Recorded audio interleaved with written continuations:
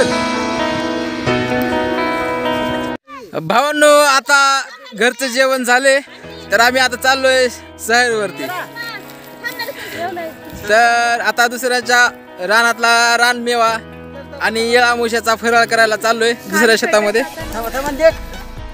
जाते वेळेस असे काही संकट येत राहतात, अशा पुढे बरोबर लागतात।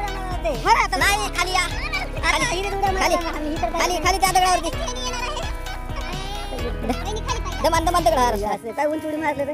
अरे बापरे, दमान दमान थोडंसं हा पाय पाय पाय फिसकट हा बस। चला असे काही अडचणी संकट येत असतात आणि हे बघा रानातलं गवत आणि तूर याच्यातून आपल्याला पार करत रस्ता गाठत जायचा आहे।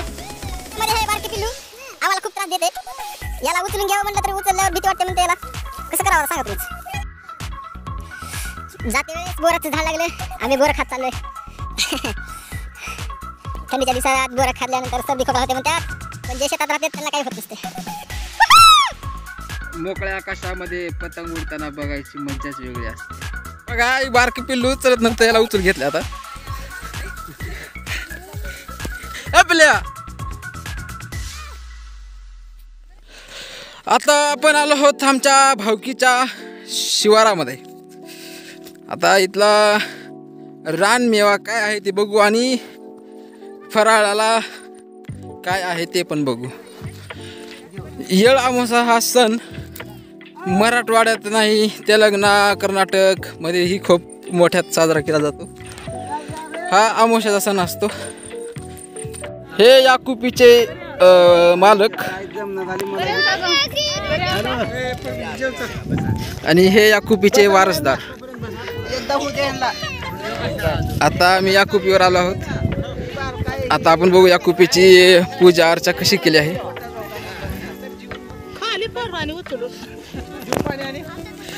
अरे वा वा वा वा, उष्ट सफरचंद आहे, 2 खरबूज आहेत, संत्री आहे, बोर आहे।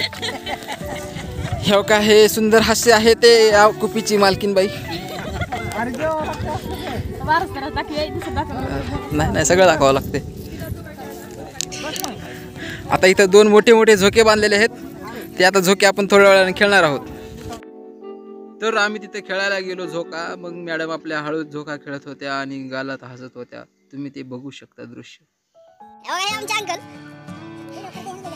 1 नंबरचा झोका चढवल्यात, वयाच्या 45व्या वर्षी 50व्या वर्षी 50 वय आहे यांचं। 1 नंबरचा झोका, 18 वर्षाच्या मुलाला सुद्धा एवढा छान झोका घेता येणार नाही।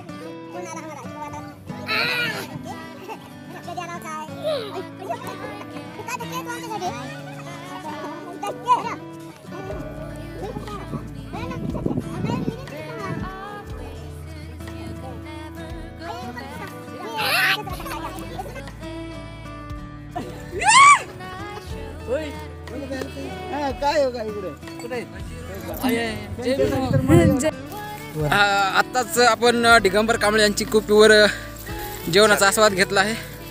आता मोहन कांबळे आणि संभाजी कांबळे यांच्या कुपीवर जात आहोत। आत्ताच माधव कांबळे यांच्या कुपीवर आलो आहोत। यांच्या कुपीवरची भजी 1 नंबरची आहे आणि मागची कोप दिगंबर कांबळे यांच्या कुपीवरची खीर नंबर 1 आहे।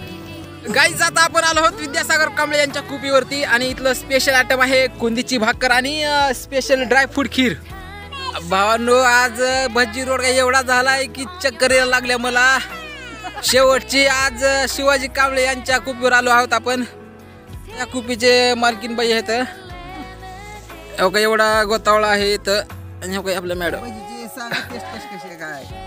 या कुपीवरची स्पेशल आयटम म्हणजे भजी, खायला एकदम चविष्ट, जिभेला झणकारण्यासारखं आंबूस आणि दाताला कळ सुद्धा मारलं हलकसं, पण छान होती भजी। आणि त्यासोबत दाताला कळ मारण्यासाठी ही होतं बरं का आंबील, एक मोहरी चारकुतींबरचा तडका द्यायला आंबील बरं का।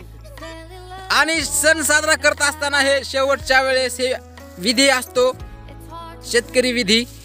त्या विधीमध्ये दूध उतू घालायचं आणि या दूध उतू घालण्याचं महत्त्व हे कसं असतं ते आपल्याला हे आमच्या आजीबाई सांगतील।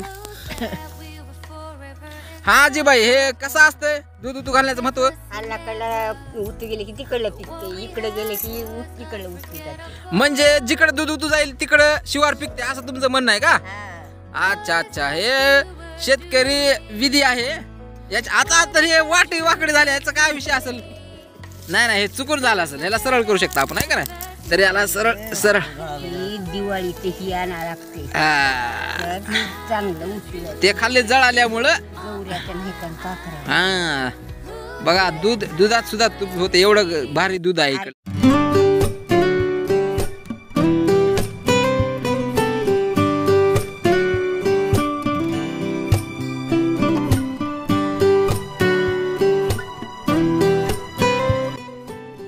माझ्या भावांनो, शेतकरी एवढं प्युअर खाते आणि तुम्हाला प्युअर देते. हे व्यापारी लोकांपासून तुमच्यापर्यंत पोहोचते म्हणून ती क्वालिटी येत नसते. ज्या आम्ही दुसऱ्या तिसऱ्या गोष्टी बोलत नाही. आजचा दिवस खूप भारी होता एकदम. एवढा दिवस मला कधी चांगला वाटला नव्हता. छान दिवस गेला शेतामध्ये आणि निसर्गाच्या पोटामध्ये. या धरती मातेच्या संध्यात येऊन मला खूप छान वाटलं, एकदम भारी वाटलं.